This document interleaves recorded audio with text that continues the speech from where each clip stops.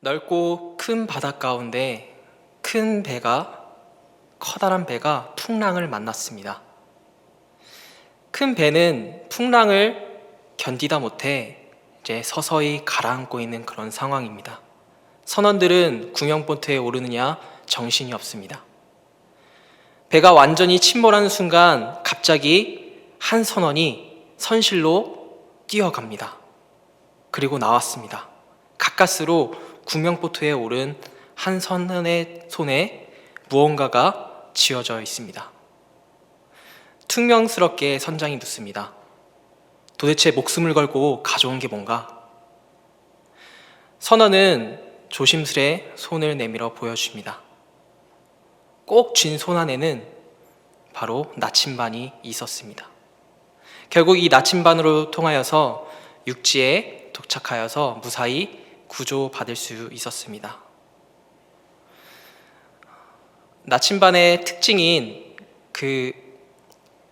북쪽을 가리키는 그런 특징을 통해서 구출을 받았던 것이죠. 하루도 예측할 수 없는 이 세상에서 우리는 변하지 않는 것이 필요합니다.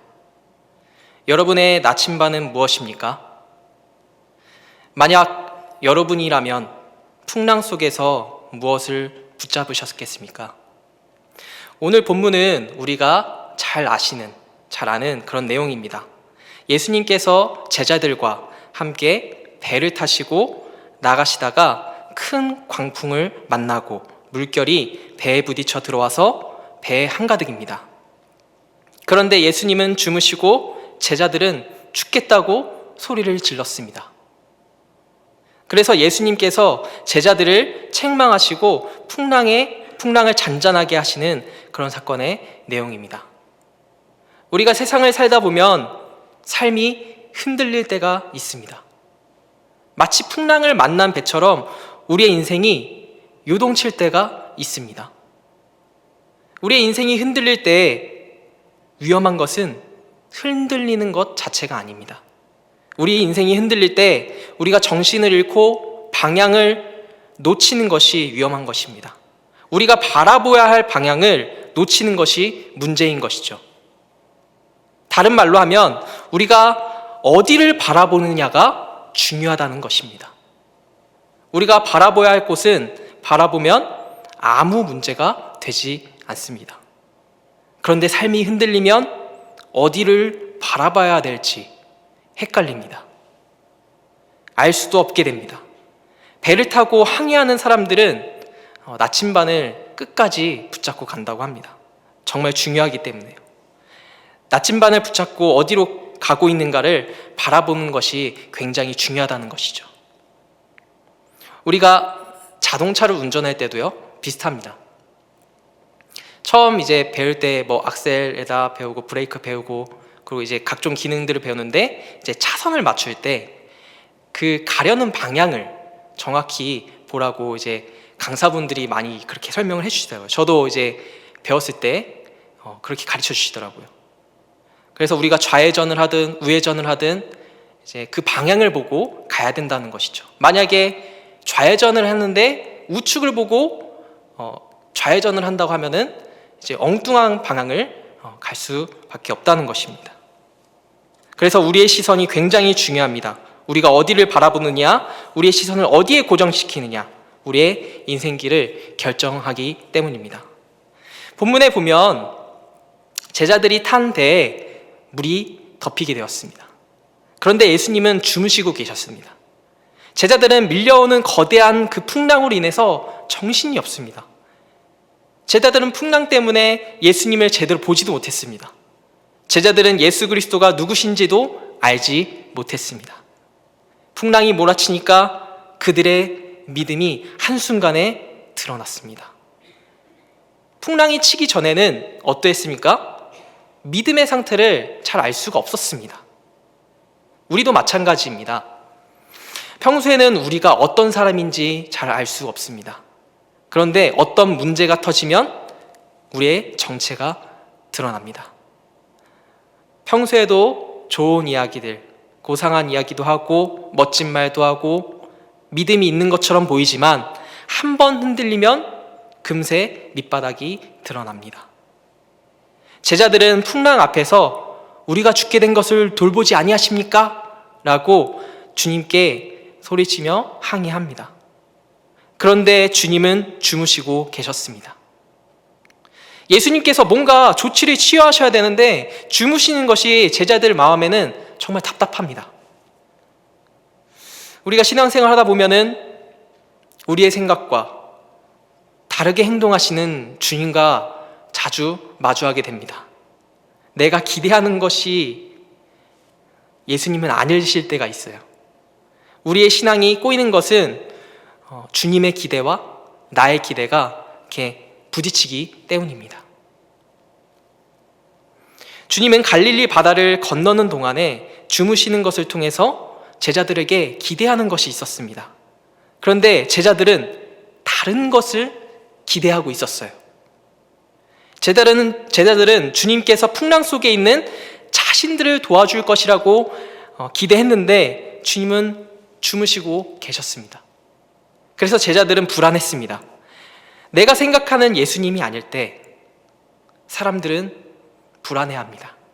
신앙생활을 하면서 하나님이 내 기도를 듣지 않으신 것 같은데 그럴 때 가장 힘들게 느껴집니다. 도대체 주님은 믿을 만한 분이신가?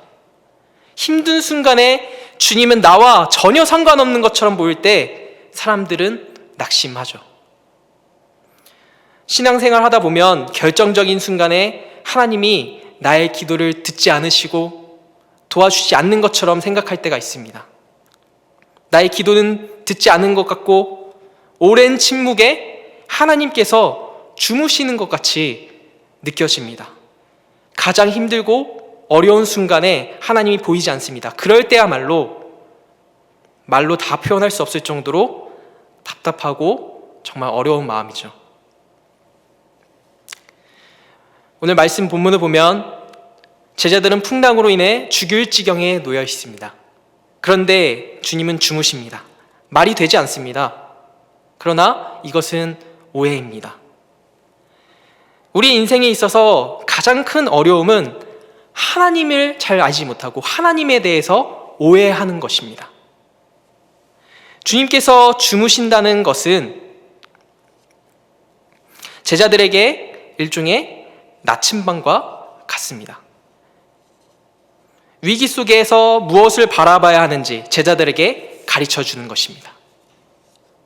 주님은 우리가 인생에서 풍랑을 만났을 때, 우리의 삶이 흔들릴 때 우리가 무엇을 바라봐야 하는지 오늘 말씀하고 계십니다. 그래서 오늘 말씀을 차근차근 한 절씩 살펴보면서 우리 같이 나눠보시길 원합니다. 예수님은 공생의 3년 동안에 제자들과 이제 같이 생활하셨는데 정말로 많은 관심을 보이셨어요. 많은 제자들이 있었지만 특히 12제자들 있잖아요. 그 제자들에게 정말 많은 집중을 하셨습니다. 오늘 본문은 제자들이 예수님과 함께 배를 타고 그 갈릴리 그 바다를 건너는 그런 장면인데요. 일종의 테스트라고 볼 수 있겠습니다. 갑자기 큰 돌풍이 불고 파도가 거세게 일어나서 물이 배 안쪽으로까지 이렇게 들어왔습니다. 근데 갈릴리에는 지형상 특징상 이제 종종 돌발성 그런 광풍이 일어난다고 합니다. 그리고 갈릴리 바다는 그렇게 크지가 않다고 합니다. 9m, 9km, 12km 정도의 그런 폭을 가지고 있는데요. 그래서 아마 예수님이 타고 계신 그런 배는 그렇게 크지 않았을 것입니다.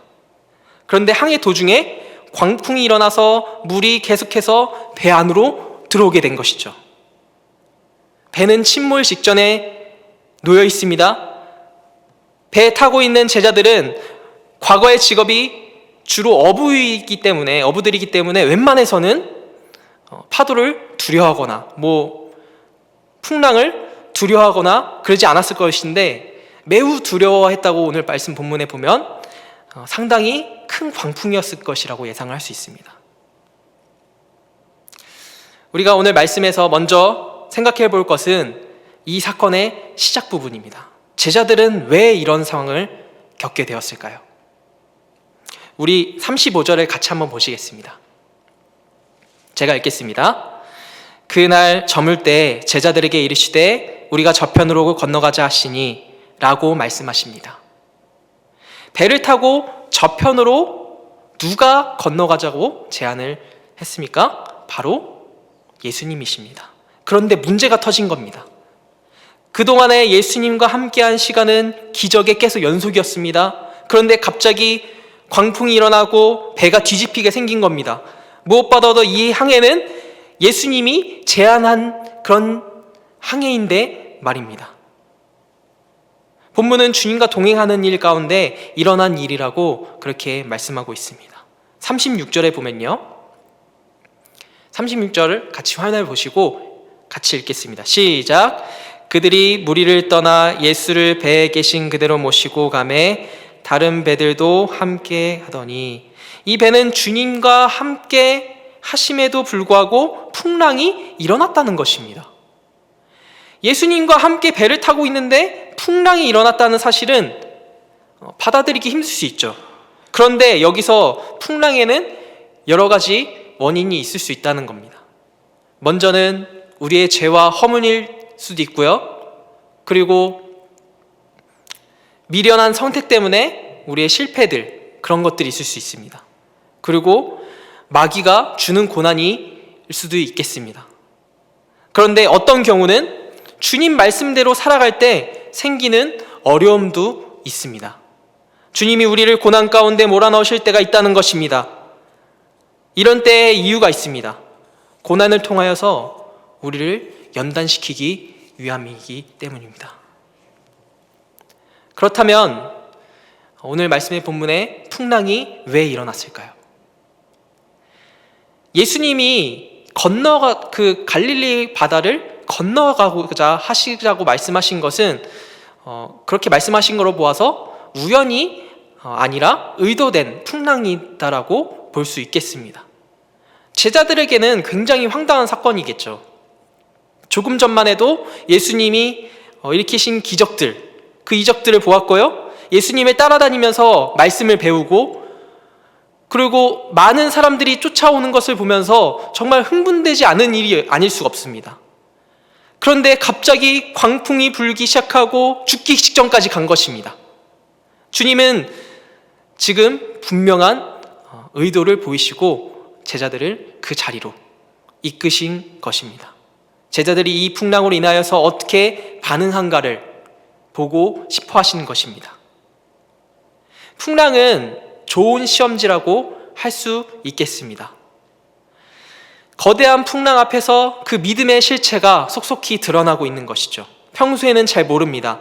흔들어야 볼 수 있습니다. 주님은 제자들의 안에 숨어있는 그 허영심, 잘못된 믿음, 그것을 흔드셨습니다. 제자들은 아직 십자가의 길이 무엇인지 모르고 있었기 때문입니다. 그들은 영광의 길을 꿈꾸며 그 허황된 꿈에 부풀어 있었던 것입니다. 복음서에 보면은 제자와 군중들의 그 차이점을 알 수 있습니다. 군중들은 자신의 피로를 쫓아가지고 예수님을 따라갑니다. 그래서 나에게 어떤 도움이 될 것인지, 어떤 이익이 될 것인지 생각하고 그리고 따라갑니다.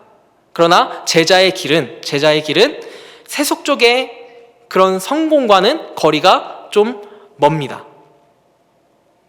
주님은 우리를 종종 테스트하십니다. 사랑하는 주님의 성도 여러분, 교회를 왜 다니고 계십니까? 왜 말씀을 읽고 기도하고 또 예수님을 왜 믿고 계십니까? 언제나 이런 질문들로 우리의 신앙을 점검해 봐야 합니다. 믿음의 불순물이 끼지 않도록 그렇게 항상 점검해 봐야 합니다.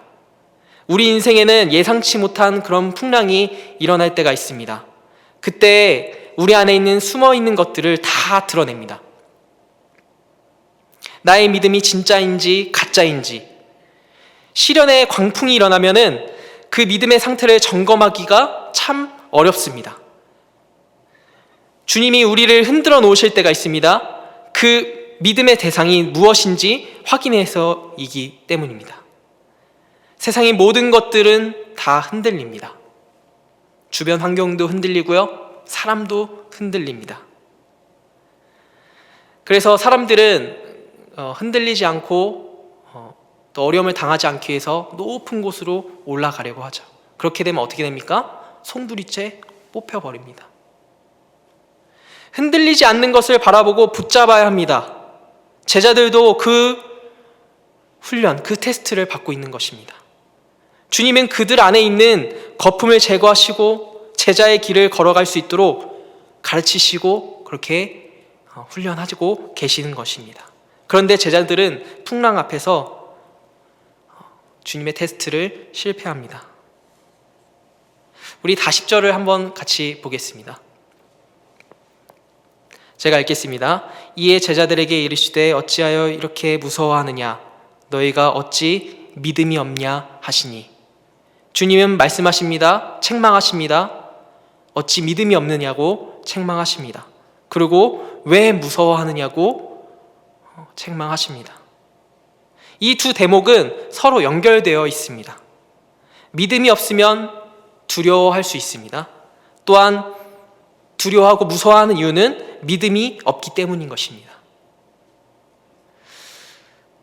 오늘 사건의 핵심 부분입니다. 제자들은 이 테스트를 통과하지 못한 것입니다. 그렇다면 이 테스트를 통과하지 못한 이유는 무엇입니까? 제자들은 예수님과 함께 배를 타고 건너가고 있었지만 예수님이 정확히 누구신지 몰랐습니다. 착각하고 있던 것입니다. 제자들은 풍랑보다 주무시는 예수님에게 주목해야 했습니다. 제자들은 예수님이 주무시는 모습을 그 불신앙의 그 모습으로 바라보았습니다. 그런데 믿음의 눈으로 보았다면 제자들의 그런 반응은 조금 달랐을 것입니다. 호수 저편으로 건너가자고 하신 분은 바로 예수님이십니다. 그러면 이미 게임이 끝난 것입니다. 주님이 부르신 길을 걸어가면 그 다음은 모든 것은 주님께서 다 알아서 해주시기 때문이십니다.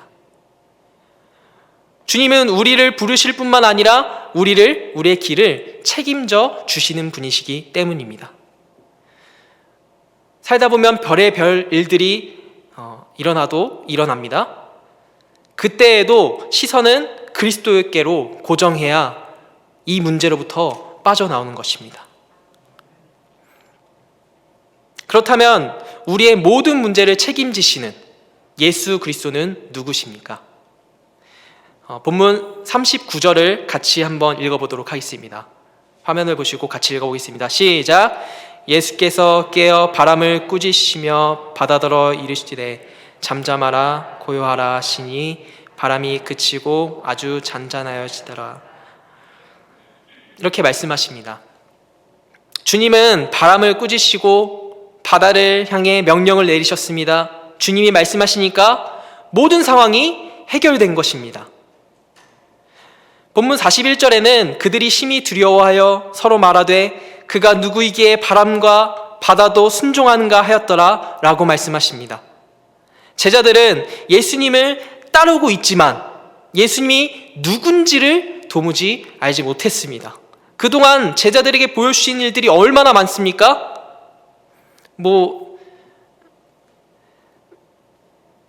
짧은 시간이지만 제자들은 눈앞에서 생생한 그 기적들을 보았죠. 병든 자를 고치시고 또 귀신 든 자를 고치시는 하나님의 말씀을 들었습니다. 1:1 과외죠. 하나님의 말씀을 예수님께 직접 들었습니다. 제자들은 아직 주님이 누군지 몰라서 이 나온 능력이 어디서부터 온 것인지 그분이 누구시기에 그 기적을 행한 것인지 몰랐던 것입니다. 그러나 지금 우리 시대에는 하나님께서 우리에게 말씀을 주셨죠. 지금 다 앞에 가지고 계신 성경입니다. 성경. 말씀을 주셨습니다. 말씀을 보면 예수님이 누구신지를 알게 됩니다. 그러나 성령께서 도와주지 않는다면 아무리 성경을 읽어도 우리가 알 수가 없죠. 그리스도가 누구신지 모르면 아무런 소용이 없다는 것입니다. 제자들을 보면 예수님이 누군신지 알기까지 꽤나 오랜 시간이 걸렸습니다. 교회를 몇 년 다녔는가 중요한 것이 아니라 예수가 누구인지를 알아야 한다는 것입니다. 그렇다면 오늘 말씀의 메시지는 무엇일까요? 이제 성경을 보실 때 한 가지 주제로 이제 관통되는 그런 주제가 있습니다. 창세기부터 요한계시록까지 이제 관통하는 주제가 있는데요. 그것이 바로 예수 그리스도입니다. 예수 그리스도가 누구신가? 그래서 마가복음 처음 시작할 때 마가복음 1장 1절에 이렇게 나옵니다. 하나님의 아들 예수 그리스도의 복음이 복음의 시작이라 이렇게 말씀합니다. 마가는 줄곧 한 분, 예수 그리스도 한 분께 집중하고 있습니다. 성경을 읽는 그 독자들에게도 그리스도가 누구신지에 대해서 계속해서 되묻고 있는 것입니다. 그리고 예수 그리스도께 인도하고자 합니다. 풍랑이 있는 사건을 통해서 예수님이 제자들에게 보여주신 것도 예수 그리스도가 누구신지 알려주시기 위함인 것입니다. 그런데 제자들이 두려움에 떨었던 이유는 단순히 풍랑 때문만은 아니었습니다. 그리스도가 누구신지 몰랐기 때문에 그래서 두려워했던 것입니다. 여러분, 그리고 하나님이 누구신지 모르면 내가 누구인지를 알 길이 없습니다. 내가 누구인지 알려고 하면 그리스도인을 누구인지를 알아야 한다는 것입니다. 하나님을 알면 나라는 존재가 보입니다. 왜 그렇습니까? 하나님이 인간을 만드셨기 때문입니다. 우리의 존재의 근원이 하나님이십니다. 그래서 아무리 교회를 다녀도 그리스도를 알지 못한다면 신앙은 성장하지 못합니다. 제자들은 그렇게 가까이서 그 기적을 보고도 주님의 말씀을 직접 들었음에도 불구하고 온전히 예수님을 신뢰하지 못했던 것입니다. 예수님이 십자가에 달리시려고 붙잡혔을 때도 제자들은 다 도망갔죠. 그런데 제자들은 감사하게도 예수님께서 약속하신 그 성령, 오순절 때 마가의 다락방에서 성령이 임하시자 비로소 그리스도가 누구이신지 제자들은 확신하게 된 것입니다. 그리스도의 십자가의 의미를 정확하게 깨닫게 된 것입니다. 그때부터 담대하여 죽음을 무릅쓰고 그렇게 복음을 전하고 하나님의 나라를 위하여서, 하나님의 나라의 영광을 위하여서 목숨까지 아끼지 않았던 것이죠. 풍랑이 거세게 몰아치는 바다 한가운데에서 제자들에게 의도하신 테스트는 바로 이 한 가지입니다. 예수 그리스도가 누구신가? 주님은 앞에서 병자를 고치시고 귀신을 내쫓으셨습니다. 그런데 여기에서 바람을 잠잠케 하신 것은 제자들이 받아들이기에 또 다른 차원의 그런 기적입니다. 그리스도는 만물을 지으신 창조자셨습니다. 창조의 하나님이 바람과 파도를 잠잠하게 하시는 일은 아무 일도 아니겠죠. 믿음이라고 하는 것은 우리 쪽의 결심이나 그런 확신만으로 되는 것이 아닙니다. 그리스도를 아는 만큼 우리의 믿음이 생기는 것이죠. 또한 믿음의 근거, 그 대상이 정말로 중요합니다. 가끔 우리의 믿음이 의심스러울 때가 있습니다. 어떤 사람은 너무 믿음이 좋아 보이지만 어떤 순간에 별거 아닌 것으로 그 믿음이 무너지기도 합니다. 우리는 믿음과 인간의 열정을 구별해야 합니다. 믿음이란 철저히 나의 열심이 아니라 그리스도께 근거해야 된다는 것입니다. 머리를 싸매고 결단한다고 되는 것도 아닙니다. 인생의 여정에는 별 일들이 다 일어납니다. 많은 위기들을 통과해야만 합니다. 그때 가장 중요한 것은 무엇일까요? 이 일을 통하여서 하나님이 어떤 분이신가를 알게 되는 것입니다. 그 일을 통하여서 예수 그리스도가 누구이신지를 알게 되는 것입니다. 인생의 풍랑이 찾아올 때 개인적으로는 굉장히 힘들지만 그런 사건을 통해 하나님을 경험하게 되고 알게 되는 것입니다. 우리의 인생은 바다 위에 있는 작은 돛담배와 같습니다. 배들이 아무리 커도 크고 그 넓은 바다 한가운데 나가면은 작은 돛담배에 불과합니다. 평소에는 자신만만하게 그렇게 살아가지만 거대한 풍랑이 갑작스럽게 밀어닥치면 초라해지죠. 우리는 너무나도 연약한 존재입니다. 여러분, 내 힘으로 도저히 해결할 수 없는 그런 막다른 길에 내몰릴 때 여러분은 무엇을 바라보시겠습니까? 풍랑 가운데 제자들은 예수님을 깨웠습니다. 본문 38절을 같이 보시겠습니다. 제가 읽겠습니다. 예수께서는 고물에서 베개를 베고 주무시더니 제자들이 깨우며 이르되 선생님이여 우리가 죽게 된 것을 돌아보시 아니하시나이까 하니 라고 말씀합니다. 그런데 지금 제자들은 예수님을 오해하고 있는 것입니다. 제자들이 당하고 있는 그 어려움에 방치하시는 분으로, 무심하시고 냉혹하신 분이심으로 오해하고 있는 것입니다. 그러나 예수님은 제자들을 죽기까지 사랑하셨습니다. 이미 계획된 사실입니다. 제자들은 지금 이것을 전혀 인식하지 못하고 있기 때문에 힘들어하고 두려워하고 있는 것입니다. 사랑하는 주님의 성도 여러분, 코로나로 어려움을 겪고 있습니다. 이 치명적인 전염병이 저는 한 1년 정도 갈 줄 알았어요. 그런데 벌써 2년이 다 돼갑니다. 이 치명적인 전염병이라는 거대한 파도가 우리에게 덮친 것과 같죠. 삶에 당연했던 것들이 무너지고 난파당했습니다. 그리고 위기의 상황은 계속되고 있습니다. 정신적으로, 경제적으로 힘들다는 이야기, 죽겠다는 이야기가 많이 들려옵니다. 이 광풍을, 이 풍랑을 우리의 힘으로는 어떻게 할 수가 없습니다. 물론 하나님의 뜻과 계획이 있으시겠죠. 근데 우리의 생각, 인간적인 생각으로는 도무지 이해가 되지 않습니다. 이때 우리의 시선이 정말로 중요합니다. 제자들은 풍랑 가운데서 풍랑에 집중되어 있었습니다. 풍랑만 바라보다가 풍랑이 점점 커지니까 죽는다고 소리를 쳤습니다. 이와 같이 하나님께서 우리의 삶을 흔드실 때가 있습니다. 삶이 흔들릴 때 우리는 그럼 어떻게 해야 합니까? 우리의 삶은 풍랑 가운데 바다 위에 있는 떠 있는 그런 배와 같다고 했습니다. 삶은 계속 흔들리게 되어 있습니다. 별일이 다 일어나죠. 안정될 만한 하면 또 다른 일이 일어나고 살만해지면 또 다시 흔들립니다. 이 세상은 늘 요동치게 되어 있다는 것입니다.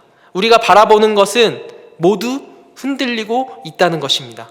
안정된 것은 하나도 없습니다. 우리가 생각하기에 견고해 보여도 그것은 또 흔들릴 것입니다. 하나님은 우리가 주의 길을 걷고자 할 때 우리의 삶을 흔들어 놓으실 때가 있다는 것입니다. 하나님께서 우리의 삶을 흔드시는 이유는 흔들리는 것을 믿지 말라는 것입니다.